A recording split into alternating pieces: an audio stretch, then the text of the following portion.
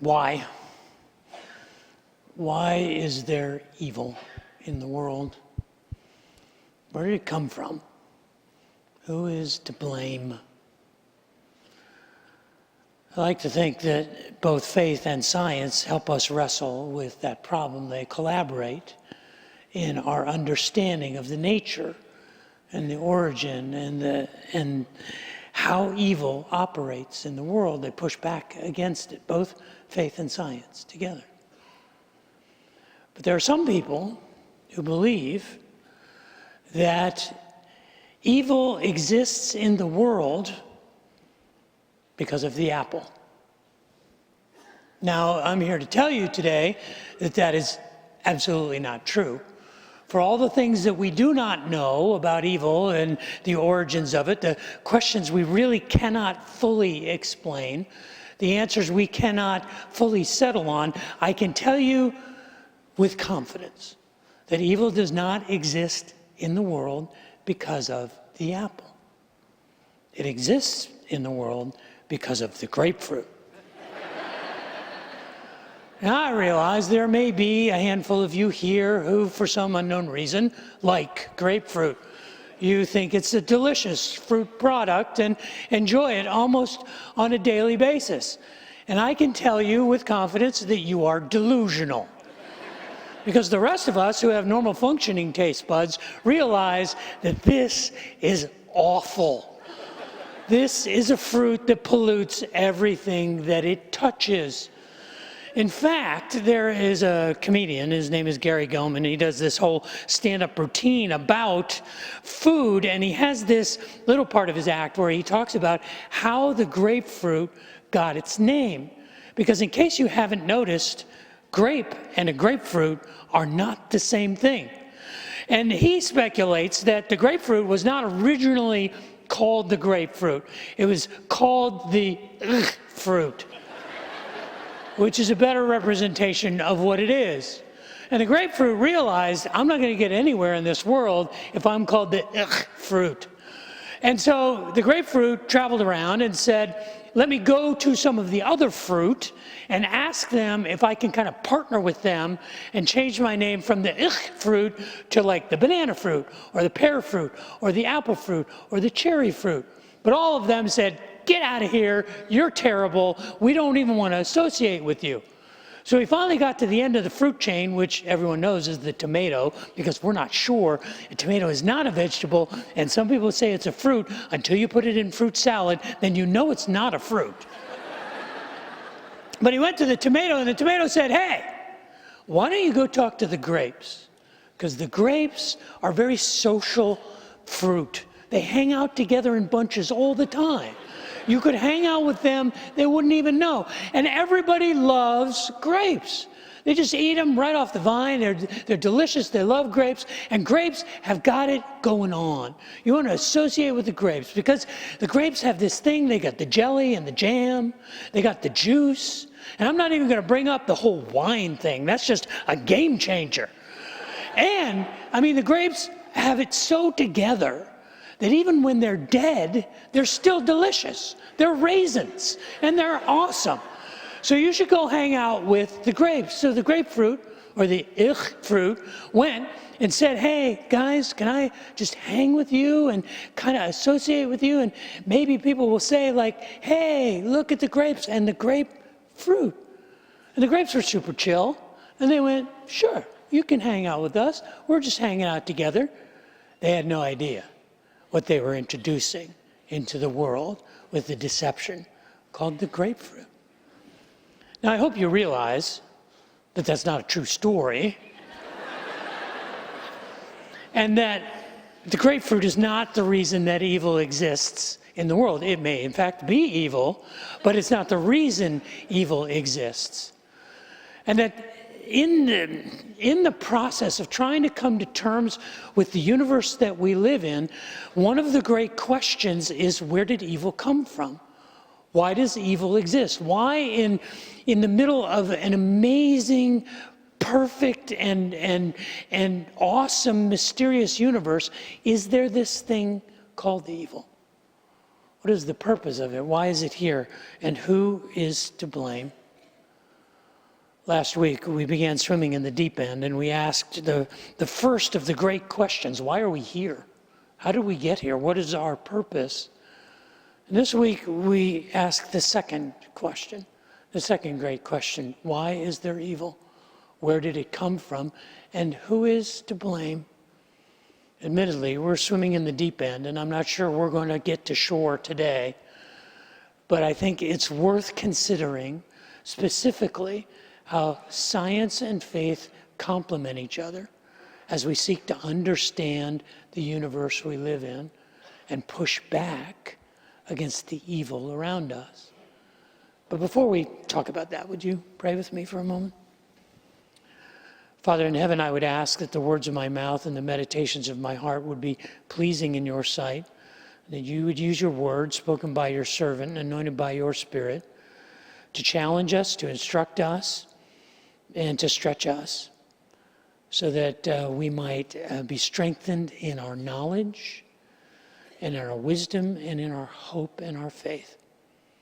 Pray especially that we would understand the power of love today. Pray that for myself and for my family and for all of us here. For I ask that in Jesus' name. Amen.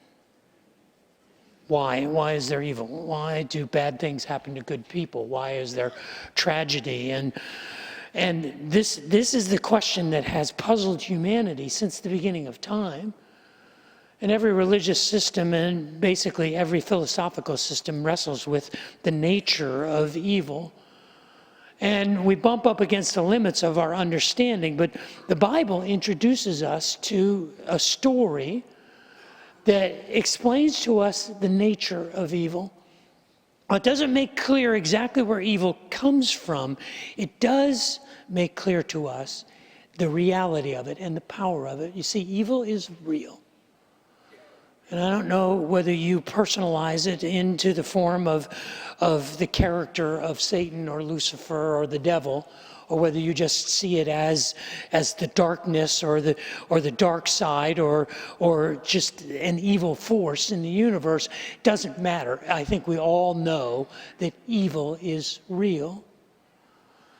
And in the second and third chapters of the book of Genesis, the Bible begins to wrestle with the idea of what is the nature of evil and what is our response to it. Began with, in Genesis chapter 1, how did we get here? Why are we here?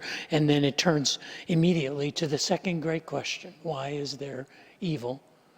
And I believe that both science and faith help us push back the boundaries of evil, help us understand the nature of evil. In the second chapter of the book of Genesis, the story is told about the Garden of Eden and the first human named Adam. And it's there in the Garden of Eden that this individual created in the image of God is placed in this pocket of perfection. And what I believe is the ongoing restoration of creation order. There was this pocket of perfection called the Garden of Eden. And in the Garden of Eden, this first human named Adam was placed, and he was given the task of joining with God in the restoration of creation order, and he was given a prohibition. He said, in this garden you may eat from the fruit of any of these trees, but there is one tree, the tree of life, that you can eat from, and there was one tree, the tree of the knowledge of good and evil, that you are prohibited from partaking of. And it's in this story, in Genesis chapter 2 and 3, that we're introduced to a number of concepts about the nature of evil. And today I want to share with you three of them. Three difficult, uncomfortable lessons that I'm learning about the nature of evil. The first one is that evil is inevitable.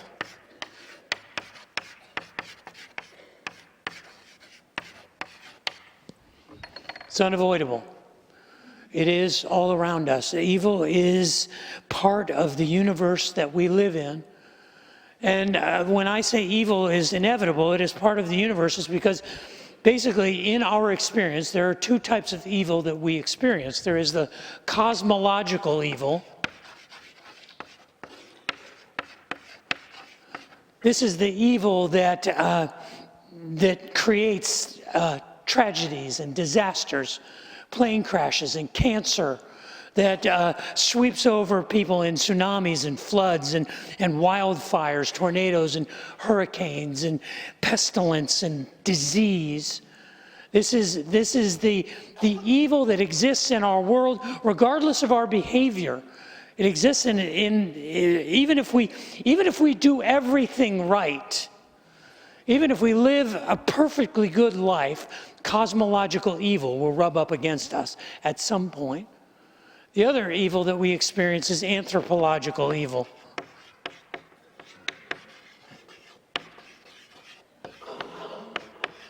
Anthropological evil is the evil that we inflict on one another.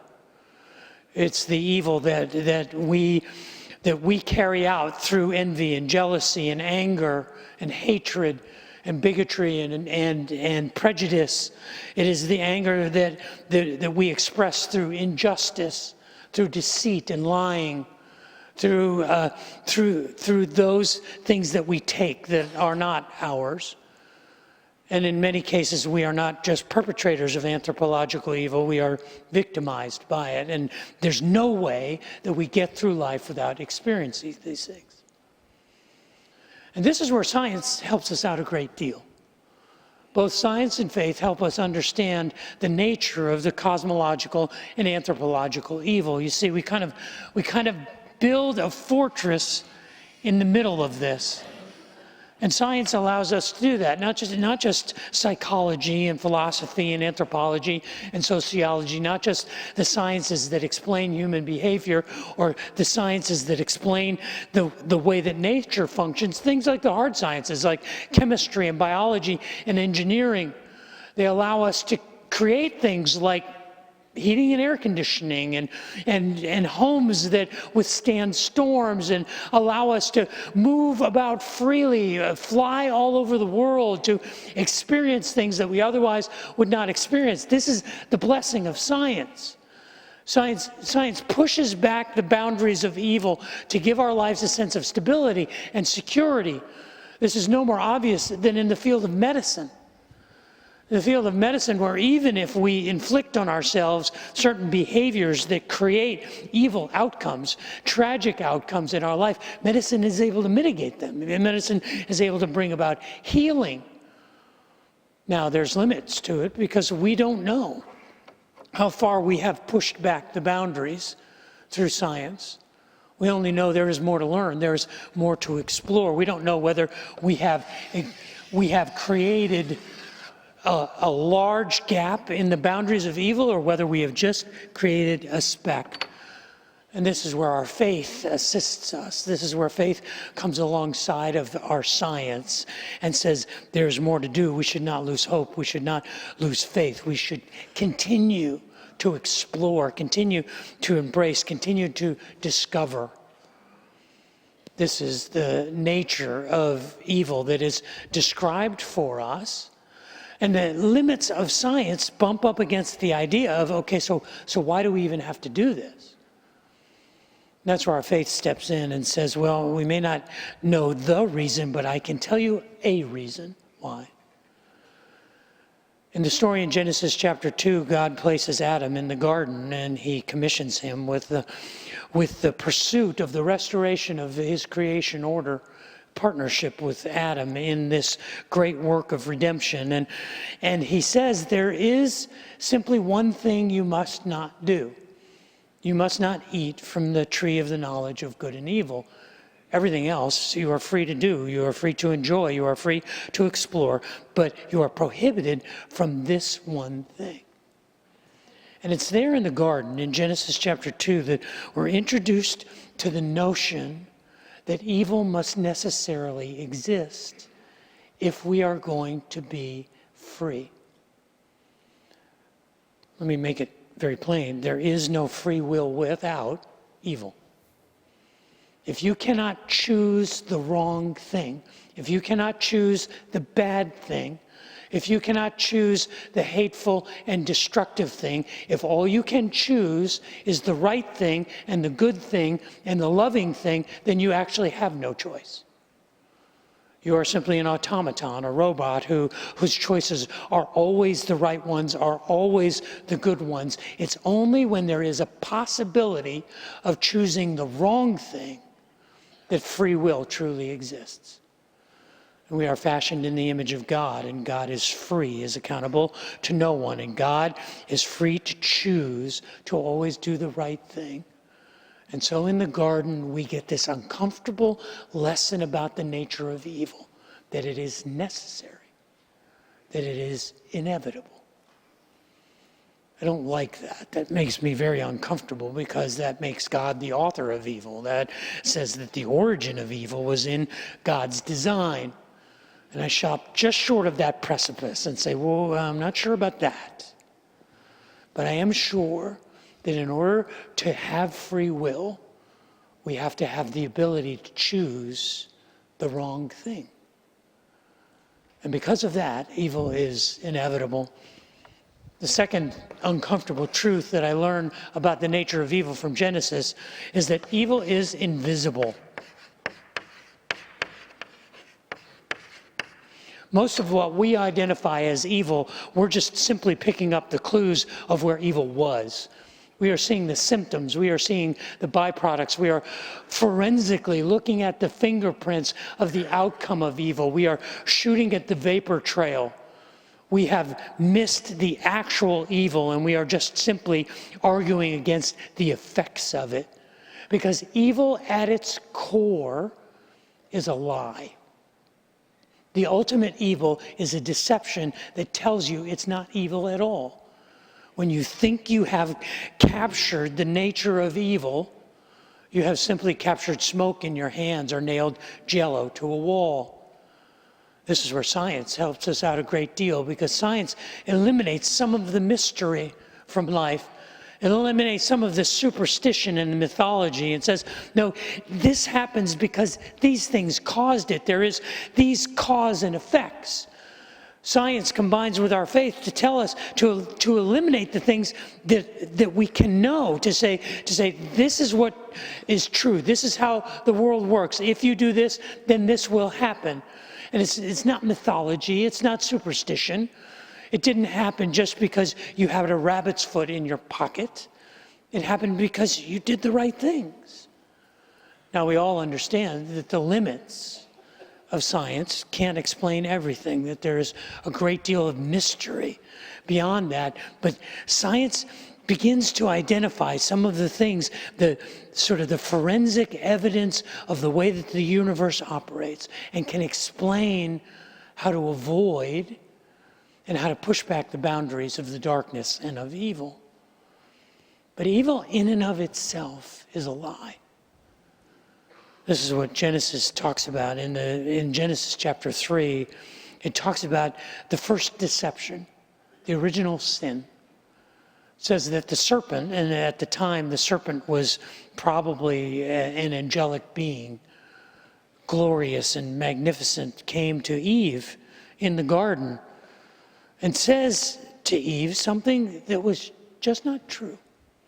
Did God say that you can't eat from any of the trees of the garden? Did God actually say that?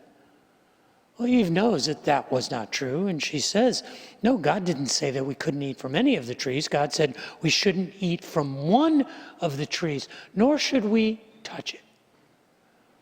There's a lot going on in this story in Genesis about the origin of evil and the idea that evil already existed when it walked into the garden, and that Eve was misrepresenting the report from God, because God didn't say you shouldn't touch it. God said you just shouldn't eat it. But Satan capitalized, and that evil manifested itself in a greater deception and says, if you eat from that, you certainly will not die. You won't die. God is just telling you that because God knows that if you eat from the tree of the knowledge of good and evil, you will be like God. And that was the ultimate deception. The ultimate deception was to say that if you have the knowledge of God, you will be God. This is the problem we have with science and faith, because we make science into a self-contained deity. when really it's a complement to our faith. It is an expansion, and it is a deepening of our faith. It's often, Martin Luther said that the original sin that Eve committed was the sin of pride. That the real temptation was the temptation to be self-contained. The temptation was to be completely self-sufficient, was to be complete without God. And that was the temptation that introduced evil into this place of perfection called the garden. The reality is that in this story, we are introduced to the nature of evil and its deception. Of all of the things that we don't understand about evil, the one thing we should understand is that it is rooted in a lie. It is rooted in dishonesty. It is rooted in deception. Because evil in its nature is invisible. By the time you think you've discovered it, you're just showing up at the scene of the crime long after it's been committed. It's uncomfortable for me to think that that's the best that we can do, that evil is inevitable and evil is invisible, but I want to share a third uncomfortable truth, and that is that evil is infuriating.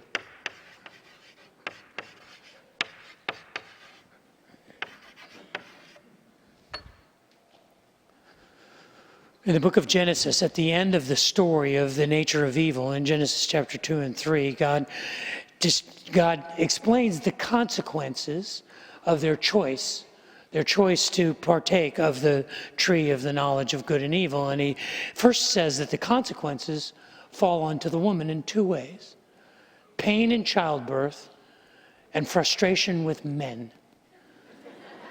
Can I get an amen to that? Yeah, amen. The reality is the pain in childbirth is part of the human experience, but this is part of the consequences of this choice to include and to choose evil. And the consequences particularly are in the raising of children, the birthing of children, and the relationship between men and women. That there's an ongoing, lifelong frustration. Then he says, here are the consequences on you as a man, and these are similar.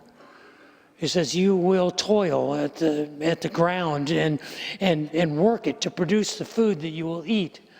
And out of that same ground will come thorns and thistles and all of the adversity that will keep you from producing a harvest. But it's season after season, you will work the soil and you will tend to the crops, and then you will harvest the crops and you will eat the fruit of your labor, only to begin again in the next season, planting and tending and harvesting and consuming and beginning again. And the futility of your life will be that this will be the cycle, and you will do it all the days of your life until you get old enough to die. And if you step back from a life that is simply about survival, that is simply about planting and tending and harvesting and consuming, that it is simply about the acquisition of wealth and power and success, that you will find that it is ultimately unfulfilling and frustrating and futile. And that it is infuriating. And the fruit of evil in your life will be this lifelong sense of futility and frustration. I think we all know what it is to ask ourselves, is this all there is? Is this as good as it gets? Is this what we are fashioned for? Simply working and doing the things, trying to make things right, and always having to repeat the cycle, and just doing it long enough until we're old enough to die? That's it? This is what it is. It is evil encroaching on our life. And it's here that science has very little to offer us. Science does very little to push back the boundaries, to give us a sense of significance, a sense of our place in the universe. That's where faith steps in and reminds us of our value, reminds us of our purpose, reminds us of our significance, made in the image of God. and that we are all in the same boat, that each of us is treading on the same path, that there is no distinction between those who accumulate great success and wealth and those who struggle every day, that we are all on the same path. And our faith unites us in that struggle. And we come together in that journey because our faith reminds us of the infuriating nature of evil. And we push back the boundaries by maintaining our hope that this is not all there is. These are uncomfortable lessons that I learn. But it's science and faith that speak into these, that push back the boundaries, that help me manage life in a world where evil is a part of it, where it is a part of my experience, where it is inevitable, invisible, and infuriating. Now, my theory is that we are put here on earth as human beings to participate with God in the restoration of creation order. And that it is to us to push back the boundaries of evil, to push back the borders of darkness. That is the reason that we exist. And one of the things that is at our disposal is our faith, and one of those things is our knowledge and science and exploration. And I believe that these two things go hand in hand. That we are made in the image of God to participate with God in the pushing back of the boundaries of evil, the restoration of creation order. But there's one part of the Genesis story that I think reminds me of how we do that. There's a point in the Genesis story where God realizes or says to Adam, it's not good for you to be alone, that you will do better if you have someone who is a suitable partner for you. And the story says that God brought all of the animals to Noah, like Dr. Dolittle. He gave all of them names.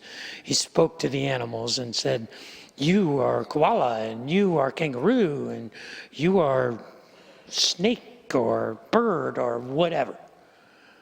But as Adam examined all of the creatures of the world, it says there was no suitable partner for him. So God fashioned from Adam a partner, an equal. Not because they were somehow superior in their construction to the beauty of the zoology of the animals, but because he needed a partner who had the same ability to choose that he had, that had a free will like he had. And that's for one reason, so that they could choose to love. So that they could choose to love others, and they could choose to love each other, and they could choose to love God. And God raised up Eve to be a partner, to be an equal with Adam, and gave them the commission to push back the boundaries, to restore creation order. And I believe that they were to do that through the power of love. That the antidote to evil is not knowledge and it's not faith, but it's love. Adam could not find a helper among the animals because the animals are instinctive. Animals love because it's in their nature. If you have a faithful dog, you know that a dog loves you regardless, that a dog just is affectionate toward you because that's what dogs do. I grew up without pets. I grew up on a farm, and we loved animals because they were delicious. We didn't love animals because they loved us. And I didn't really understand what was going on there until my oldest daughter got her first dog. She graduated from college and moved to Austin, and she got a dog, a French bulldog, and she named him Banner. And she loved Banner. And Banner was her best friend, and Banner hung out with her, and she taught me about the power of love. And Banner taught me about his instinctive ability to shower affection on anybody with treats. I mean, Banner was as dumb as a bag of hammers. But Banner understood that if you were going to give him treats, Banner was loving on you. And Banner was your friend. But I didn't understand the power of the love that my daughter had for her dog. until the Sunday before Easter, or before Thanksgiving, 2009. Sunday before Thanksgiving, 2009, my daughters were here. They were sitting in church, and while they were here at church, their apartment in North Austin was burglarized. When they got home after church, they saw that someone had broken into their home and taken their laptops and taken their televisions, and that same person had taken Banner. I'll never forget the phone call. What did they take? Well, they took Banner. None of the other things mattered. All that mattered was him. And in the face of that evil, they unleashed the fury of my daughter's love. Because she started putting up posters all over Central Austin. As far as she could go, she started calling shelters and calling and researching, calling to animal rights organizations, animal protection organizations. She called me, she said, "Dad, call your friend Art Acevedo, the chief of police." I said, "Sweetheart, Art is not concerned about," "Dad, call him." So I texted him, I said, "I know this is awkward," and he assigned a detective to her case. 2 days after Banner was taken, she was the lead story on the evening news. My daughter was relentless. Now that Thanksgiving, a few days later, was horrible. It was miserable because she was out chasing down leads. Anytime anyone would call, she'd go up to down to San Marcos, or go up to Round Rock, or go out to Leander because someone saw a dog that looked like Banner. She started canvassing neighborhoods. She wound up in East Austin at some of the sketchiest apartment complexes in this city. Apartment complexes where the detective that was assigned to her case said, "Don't go there alone." Not only did my daughter go there alone, she knocked on the doors of the apartments where drug dealers were known to have done business, and stuck a flyer into their face and said, "If you see this dog, you better tell me." She did that for the better part of a week, and I knew, and everybody else kind of said, "Well, you're not going to get Banner back. It's just not going to happen." But her love would not end. It was on December 3rd. It was a week after Thanksgiving that she got a phone call from someone who said, "I know where your dog is, and I can get him for you if the reward is still there." She said, "Yeah, the reward is still there. Where can I meet you?" And they met at a park in South Austin, and Kaya drove up and saw a Banner tied to a tree in the middle of the park. She got out, a person came to her car, she threw the money at them and ran to Banner. Now Banner probably didn't even know he had been kidnapped. Banner was like, "Hey, where you been? I've been hanging out with a bunch of cool people." But she knew. And what I saw in that moment was the power of love to push back the boundaries of evil. And I think that's the most important question. I mean, we can ask the question, okay, where does evil come from? Does evil come from the apple? No. Probably the grapefruit. I mean, think about it. Have you ever made a fruit salad? And you can make a fruit salad and you can put apples in it, and bananas in it, and pears in it, and grapes in it. You put all kinds of fruit in it, and you eat it, and what does it taste like? It tastes like fruit salad. Once you put this bad boy in it, what does it taste like? Grapefruit. Pollutes the whole thing. So this may not be the cause of evil, but it's just like evil. And we're living in the fruit salad full of chunks of grapefruit. So maybe the question isn't where does evil come from, or what is the origin of it, or who's to blame. Maybe the question is, what are we going to do about it?